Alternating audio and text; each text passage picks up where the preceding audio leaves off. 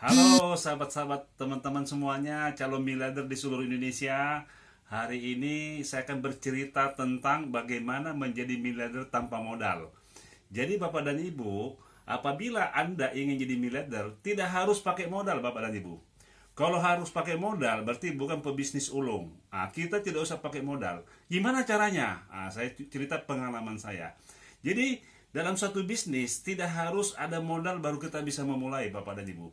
Jadi, saya akan bercerita bagaimana sejarah saya menjadi pengusaha tanpa modal. Jadi dulu, tahun 80-an, ya saya masih mahasiswa di kedokteran, di Makassar, di Unhas. Jadi waktu itu, saya mau membuka gerobak obat. Gerobak obat saya nggak punya modal Bapak dan Ibu ya. Jadi waktu itu saya mengumpulkan kayu-kayu bekas ya yang ada di pinggir-pinggir rumah orang. Saya minta kayu bekas, seng-seng bekas, kemudian lemari-lemari bekas. Saya nggak punya duit, jadi saya kumpulin dulu bahan-bahannya. Baru saya bikin gerobak, sebuah gerobak. Setelah itu Bapak dan Ibu, ya saya bercita-cita untuk mempunyai gerobak obat di pinggir jalan ya. Waktu itu saya masih mahasiswa kedokteran Unsas di Makassar. Jadi waktu itu karena gerobaknya belum belum jadi, saya mencari tukang untuk membantu saya. Tukangnya pun juga sahabat saya sehingga tidak usah digaji. Jadi saya buat gerobak. Selesai gerobaknya, tidak ada obatnya. Obatnya nggak ada Bapak dan Ibu. Gimana caranya bisa tercipta supaya bisa menjadi pengusaha di pinggir jalan ya? Saya bikin gerobak di pinggir jalan. Akhirnya setiap malam saya mendatangi apotek-apotek yang mau buang sampah. Ya, dia mau buang sampahnya. Jadi semua sampah-sampah dos-dos obat saya kumpulin semua. Semua jenis obat yang obat bebas saya kumpulin semua. Sehingga gerobak saya isi dengan dos kosong. Tidak ada isinya. Karena nggak ada duit. Oke Bapak dan Ibu. Ini saya buktikan ya. Jadi setelah itu, bagaimana cara untuk menjual obat? Saya datangi satu persatu toko obat. Saya minta tolong, Pak, saya seorang mahasiswa, saya nggak punya duit, tapi gerobak saya sudah ada. Boleh nggak saya dikasih kesempatan untuk pinjam obat? Nanti 1 bulan atau saya store, saya kembalikan uangnya, ya saya store. Setiap ada omset saya store.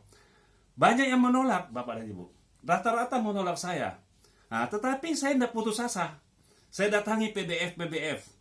Ya, PBF di Makassar, satu persatu saya datangi, saya ketemu direktur-direkturnya bahwa saya seorang mahasiswa kedokteran, mau buka gerobak obat. Tapi saya nggak punya modal. Boleh nggak kasih pinjam saya? Untuk 1 bulan baru saya bayar.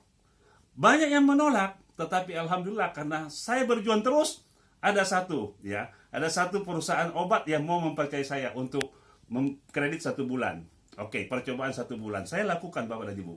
Dan saya datangi toko-toko obat yang mau kasih kredit. Ada lagi toko obat yang memberikan saya modal.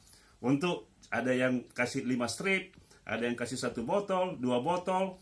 Satu jenis produk itu kadang cuma 1 botol. Tetapi dos kosongnya ada 10, ada 20. Jadi kelihatan gerobak saya itu penuh. Oke, Bapak dan Ibu, ini terbukti nih bahwa saya nggak punya modal. Akhirnya saya mulai jualan obat di pinggir jalan. Setelah itu obat mulai laku Bapak dan Ibu. Ya, omset saya mungkin ya satu hari bisa 100.000, 200.000 semalam. Saya kumpulin seminggu. Saya stok ke PBF. Ya, kemudian saya stok ke toko obat yang kasih saya pinjam obat. Ada yang 1 strip, ada yang 1 botol. Jadi gerobak obat saya itu kelihatan ramai. Kenapa? Karena banyak dos kosong. Biasa 10 dos isinya, yang ada isinya cuma 1 kotak atau 1 botol. Itulah teknik bagaimana menjadi pengusaha. Akhirnya gerobak 1 udah sukses. Saya bikin lagi gerobak kedua. Jadi saya bikin 2 cabang dengan hal yang sama. Gerobak kedua. Saya bikin lagi gerobak ketiga, keempat, kelima, keenam, sampai 6 gerobak. Saya bikin 6 gerobak. Akhirnya saya punya impian. Gimana caranya menjadi punya apotek? Akhirnya gerobak saya jual semua. Saya buka apotek, namanya Apotek Borobudur.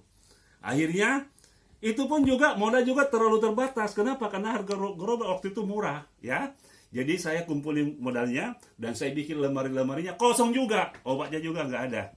Ya, akhirnya saya ambil lagi dos kosong di apotek. Setiap tengah malam, apotek buang sampahnya saya ambil kotaknya. Kadang sampai 50 dus satu macam produk. Saya isi Semua lemari saya isi semua. Akhirnya penuh. Tapi obatnya nggak ada. Ini saya mulai lagi berkarir. Ya, apotek saya. Saya bikin, akhirnya saya bisa menjual obat dengan kredit. Nah, saya dikasih kesempatan kredit. Akhirnya maju saya punya apotek Borobudur. Dari uang-uang yang saya kumpulkan, saya beli lagi apotek satu. Saya beli rumah di depan stadion. Ya, harga waktu itu masih harga, kalau saya nggak salah, 75 juta. Satu buah rumah. Saya bikin apotek kedua, ya. Apotek kedua, Borobudur kedua. Ya, jadi sudah 2 apotek saya. Ada lagi, tambah lagi omset, saya bikin lagi apotek ketiga. Ya, di rumah sakit Wahidin.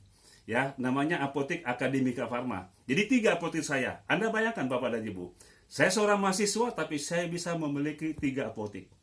Ya, inilah sejarah bagaimana saya menjadi miliarder tanpa modal. Akhirnya, saya bikin buku. Buku judulnya adalah Jadi Miliarder Tanpa Modal. Nanti di sesi berikutnya, saya akan memperlihatkan buku saya.